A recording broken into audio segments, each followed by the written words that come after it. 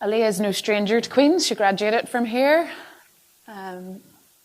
And we've all been in that situation where we've been trying to translate tech into business language and vice versa. So Aliyah is going to talk a little bit about bridging the gap between product owners and developers. So let's give Aliyah a round of applause. Thank you, Aliyah.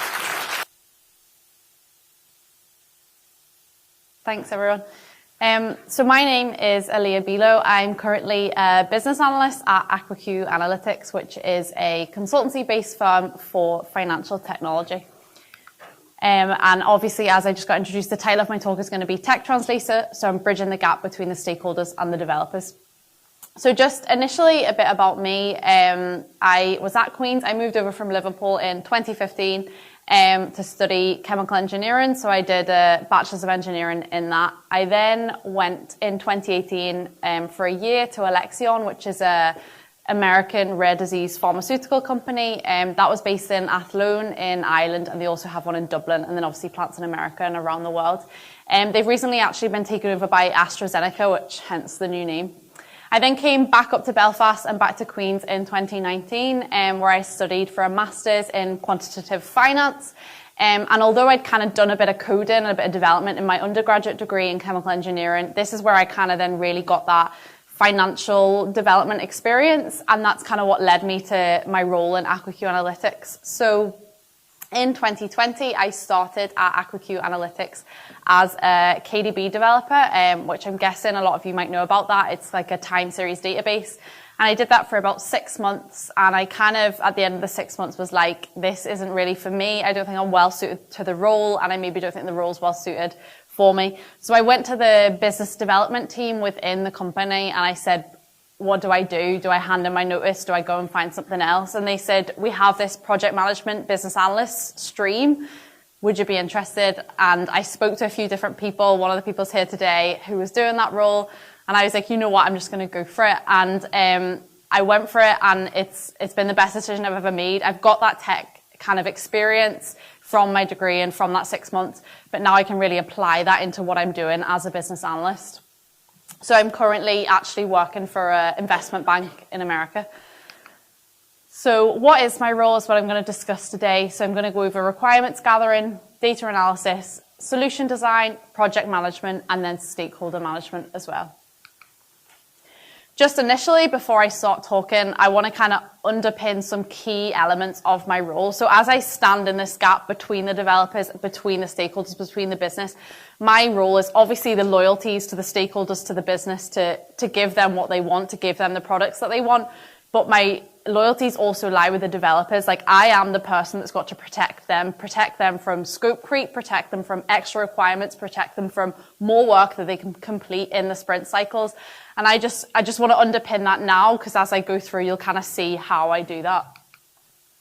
So requirements gathering.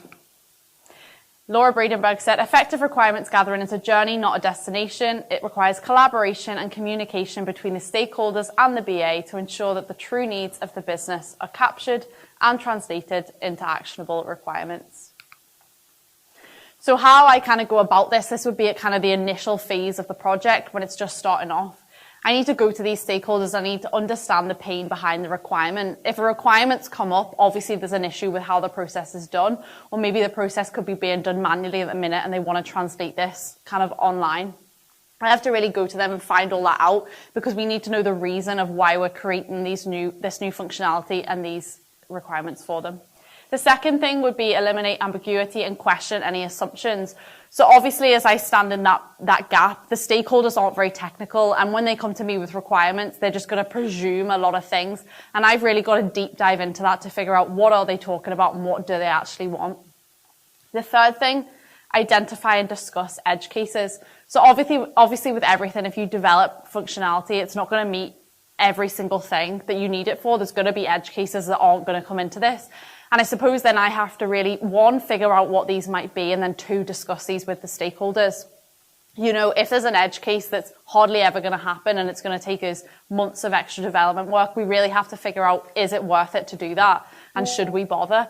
And that's obviously, I need to kind of talk them through, you know, how long it's going to take and what it's going to require, and then it's ultimately up to them whether they're going to either extend the project deadline if that's what's needed or pull out other requirements so that we can develop for this.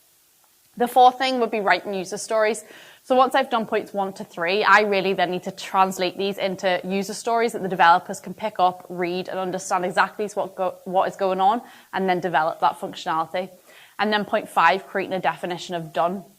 So this would be created within the user stories so that, one, the developer, once they've developed it, can know whether they've met the requirements that the business wanted originally, and 2, so that the business can go in and also test that the requirements they gave me have now been accounted for.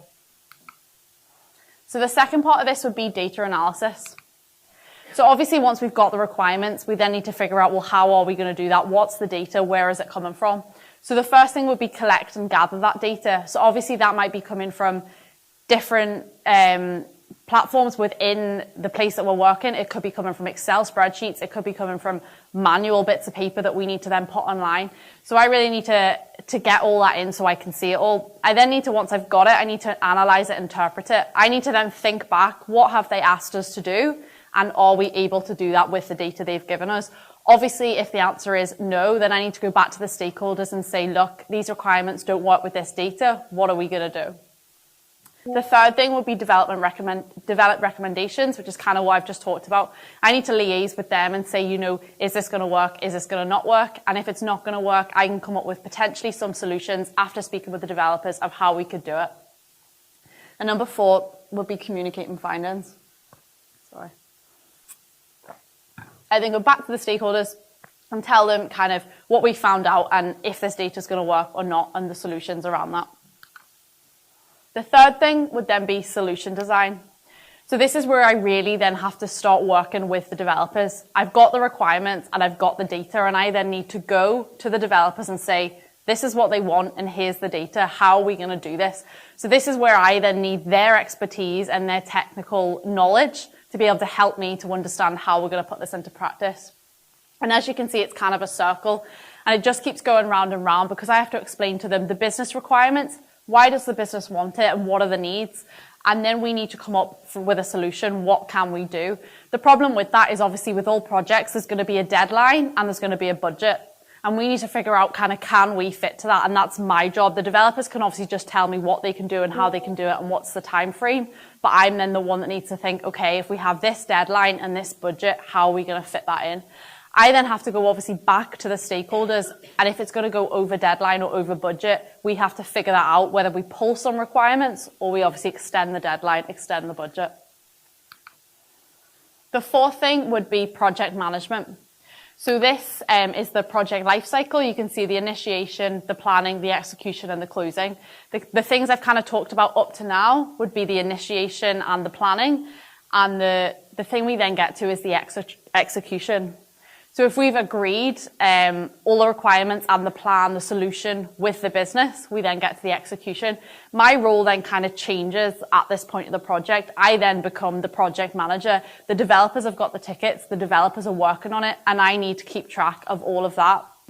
I then need to stand in that middle section where I can then speak to the stakeholders, let them know what's going on, let them know any issues. Sometimes the developers might get into the tickets and we realize actually something's not working, something's different, and I can obviously go back to the stakeholders, gain more information, question anything that I might need to, and obviously the same with the data also.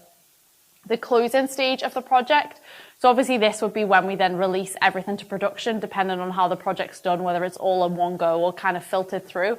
Here I would kind of be there for user support. Users can come to me and ask, how does this work? I can give demos, I can write documentation, and I can then help the stakeholders to integrate this new project into the business so that users are going to actually use it and it's going to be useful to them. The fifth thing, which kind of is underpinned in all points of 1 to 4, would be stakeholder management. So it's not about manipulating people, it's about understanding their motivations and concerns and finding a way to align those with the goals of the project. So point 1, identify the stakeholders. Obviously I've done that at the very start of the project. Number 2, understanding the stakeholder needs. That's obviously done when I'm gathering those requirements. Number 3, communicating with the stakeholders. Again, that's done throughout the whole of the project. That's one big part of my role. I need to communicate well with the stakeholders and communicate well with the developers so that everyone knows what's going on out of the one time. Number 4, managing conflicts. People have kind of touched on it before today.